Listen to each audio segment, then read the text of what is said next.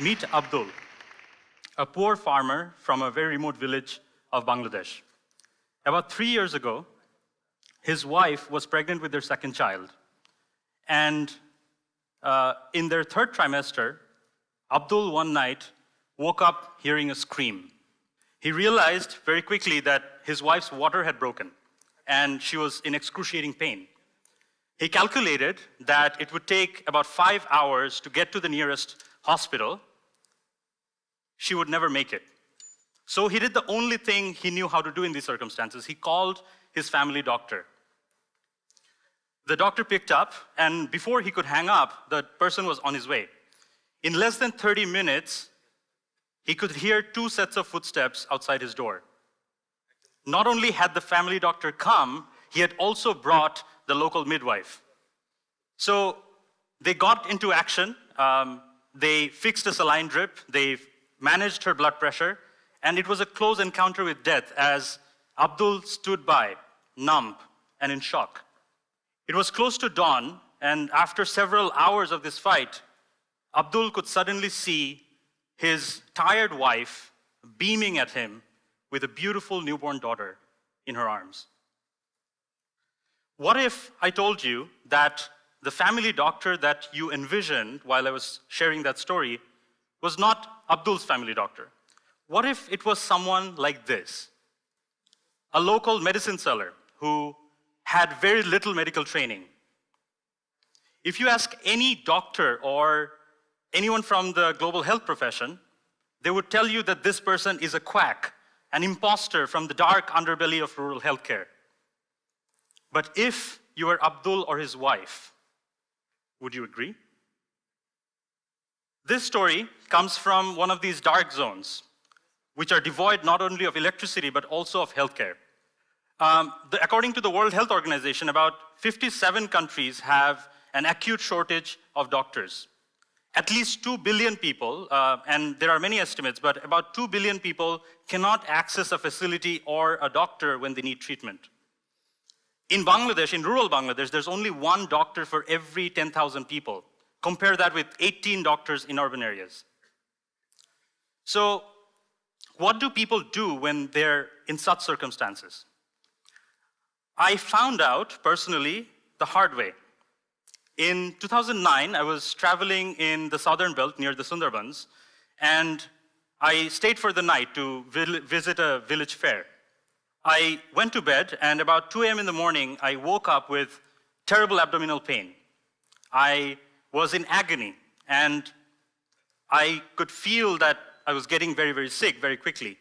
I started having continuous bouts of diarrhea and vomiting, and I was pretty sure that it was cholera. By 6 a.m., I was so dehydrated that I was about to lose consciousness, and I had almost resigned my life to fate. I reached out with the last ounce of energy that I had left. I reached out for the phone on my bedside table. I took it and I texted my then fiancée that I might never see her again. Luckily, I survived that night and I got married, and my wife is actually sitting right there. But I survived partly due to chance, and if I was not a novice urbanite, I would have known where to go that night, and it would have been someone like this. It would have been one of those quacks that the doctors would call quacks. They go by many names. They are called rural medical practitioners. They're called village medics, gram daktar, polli chikitshok. You can call them anything you like. And they come in all kinds of shapes and sizes as well. So some sit in a pharmacy, some don't. So some have private chambers. Some are big wholesalers where some are retailers. But what differentiates them from any other kind of health provider is that they are part of the community that they serve. And even unlike community health workers, these are entrepreneurs. So they start their profession pretty early in life, and they actually carry through all the way till the end of their careers. So they have long relationships with the people that they serve. In Bangladesh, about 67% of people trust these guys as their first point of care. In anywhere across the world, if you look at any developing country, you would find that 40 to 80% of rural primary care is actually delivered by them. This is despite the fact that for the better part of half a century, the world has actually called them quacks and made them the villains in the healthcare system. Billions of dollars have been invested in creating alternative, better providers and displacing them. Why is it that they are so popular despite all of this enmity towards them?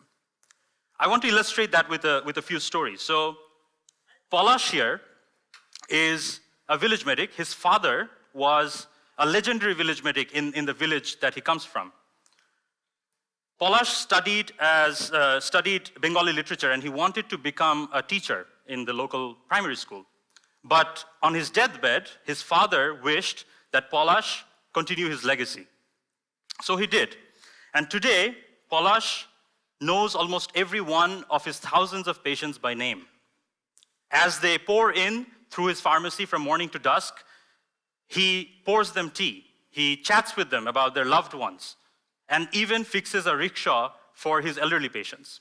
He's so much a part of the community that no local shalish or arbitration actually happens without his presence. People even call him to resolve their family disputes. About 3 months ago in Netrokona, where he serves, there was a big flood for the second time this year. And a lot of the crops were destroyed, people's lives were at stake. And what Polash started doing really startled us. He started giving away thousands of dollars worth of medicines for free or on credit. When we asked him why he was doing that, he said, "If my people don't live, what use would they have of a doctor?" So it's for this reason that you cannot displace village medics. It is because of this that you cannot fix rural healthcare without their help. In 2013, I was a global health practitioner, and we had worked for a few years in the health space, and we learned this fact.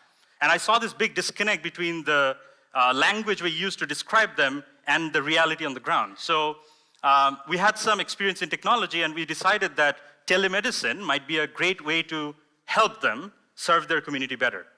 How did we do that? The idea was pretty simple. So they have these deep trusting relationships with their clients.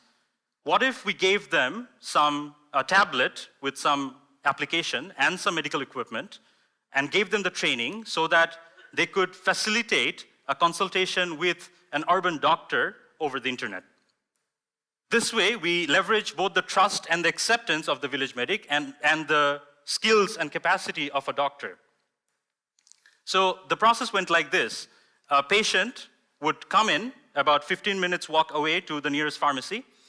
She would explain her complications, and the person would be trained to capture all of that in the tablet. They would gather some vitals and the blood pressure, let's say, or some physical examinations. They would be the eyes and ears of the doctor on the ground. And then they would send all of this information to the doctor. The doctor would review this. He would form a hypothesis, call back, have a video call with the patient, and type out a prescription and send it back within a few minutes. The prescription would be printed and the medicines would be dispensed. This entire process would take about 30 minutes. As we rolled this out, we had many learnings and many challenges, of course. And what really stood out was the fact that not only did village medics do a great job at being the eyes and ears of the doctors on the ground, they actually also learned from the practices of the doctor and translated that into their own practice. So we saw them actually improving the way they serve their patients as a result of this service. I also wanted to share one really inspiring story that moves me to this day. Asma was this 11-year-old girl who was really bright, and she stood first in all her school exams. She had a skin infection, and because of that, she started losing her hair.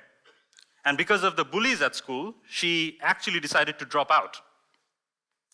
Now, imagine what that means for a girl her age. That might mean that she would get married at 13. That might mean that she might get a baby at the age of 15 and live the rest of her life in a very different way than she would have if she was educated and self-empowered. So our doctors found her, and she was given only a few hundred taka worth of ointments, and it resolved her condition, and she was back in school in 2 weeks. Now, this isolated incident of one girl, or even 10,000 patients that we've served through the telemedicine platform, is not enough, because there are tens of thousands, hundreds of thousands of village medics out there, and millions of patients that are taking service from them. How do we make village medics a part of national healthcare policy, and why are they not there yet? I think the reason partly is that doctors who tend to control the healthcare policies in our country harbor a deep distrust and disdain for village medics, whom they call quacks. And I feel that back when I started, I did not have the ammunition to kind of combat some of those criticisms that they have. They have some legitimate concerns. But today, after having worked in this space for about 4 years, I feel ready to at least try to defend the village medics against some of the criticisms that come in, because nobody is actually being their voice in the national landscape.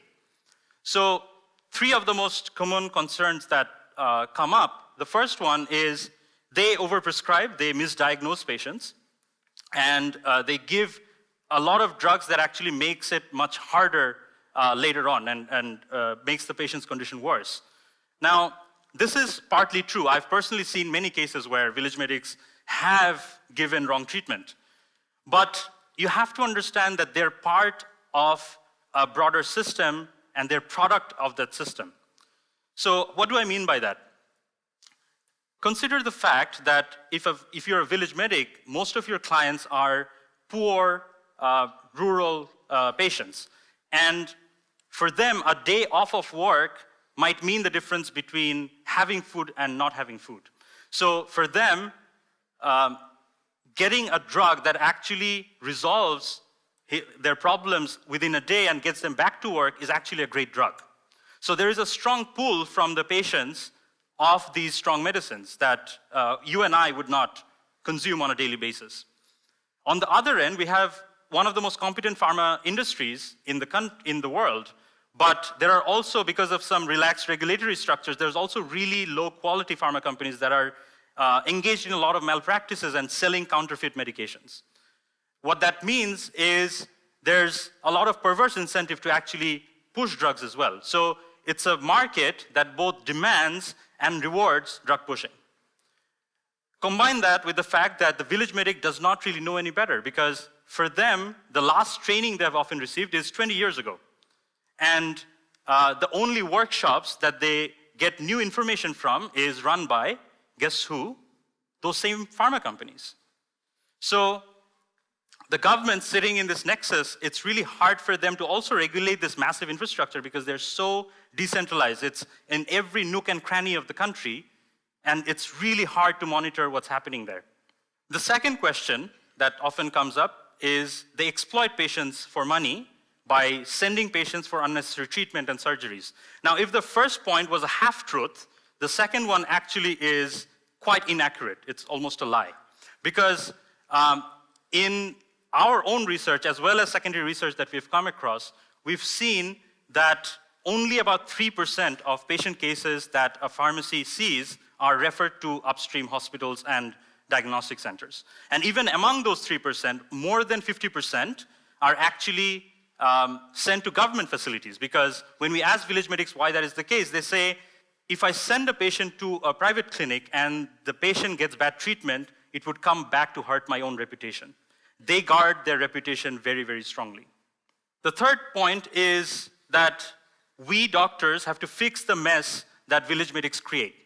Now, this argument is a bit circular and kind of derives from the first two, but it's a bit circular, like my son who, he's 5 years old, and he refuses to go to school one day, and the next morning he has it in himself to come back and complain about the fact that he got a punishment as a result. Because doctors are not ready to go live in villages, but they are complaining about the shitty care that people receive as a result. So if I've been able to convince you that village medics are here to stay and they're very much a part of the rural society, I hope I can start to show you the enormous vista of opportunities that I see in my work.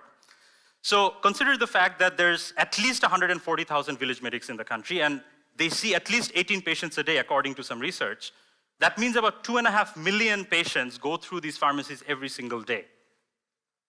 Imagine the kind of healthcare we could deliver, like Abdul's daughter or Asma, if we were able to connect them to doctors and hospitals, like through the telemedicine that we did or otherwise. What if we could build their skills and knowledge? There's been research in India that shows that if you train a village medic, the difference between them and a doctor in identifying common illnesses can actually be significantly reduced. We can equip them with technology. Today, this is the century of biomedical sciences. There are many innovations happening in medical artificial intelligence, rapid diagnostics, which could potentially be channeled through village medics to the last mile and reach millions of people. But we cannot see them in isolation because they're not an isolated island. Unless we increase patient awareness, which about these strong drugs and what harm it does in the long run, unless we are able to control the counterfeit drugs market and the unholy nexus that happens in there, unless we are able to introduce laws that protect the patients against malpractices, not just at the quack, but at doctors, hospitals, and everywhere else in the healthcare system, this problem will not be solved. In other words, even if we simplify the problem significantly and have blame it all on quacks, the solution is actually far more complex. Abdul's daughter, the story I started with in the beginning, she must be about 3 years old by now. She's about the same age as my own daughter. I want them to grow up in a world where they have a decent shot at a healthy and productive life, whether they live in the city like my daughter or in the village like Abdul's. For that, we must go beyond the black and white narratives, the scapegoating of village medics, and utilize every single resource we have at our disposal. It's often in those gray areas that the solutions lay hidden, waiting for us to find them. Thank you.